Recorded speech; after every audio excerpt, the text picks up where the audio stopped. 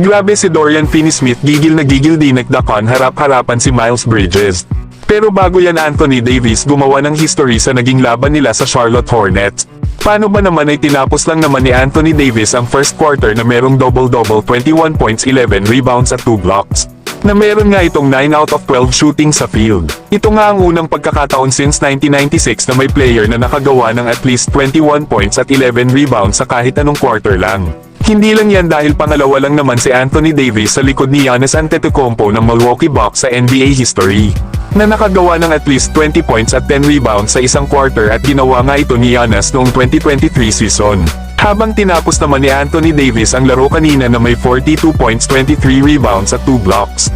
Na binigyan naman ni Davis ng credit ang kanyang mga kasama dahil sa magandang ball movement ng kanilang kupunan, na naging dahilan para maging madali kay Davis ang makascore, lalo at nagkakaroon ito ng opportunity para makascore.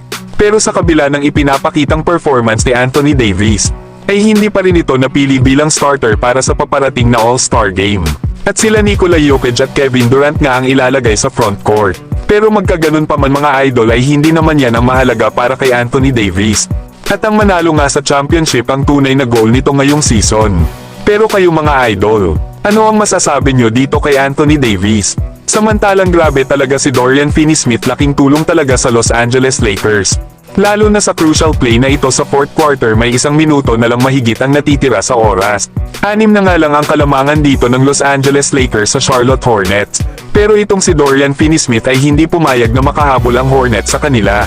Kaya naman ay gumawa ito ng isang malupit na posterized dunk sa harap ni Miles Bridges na mapakagat nito sa fake ang big man ng Hornets.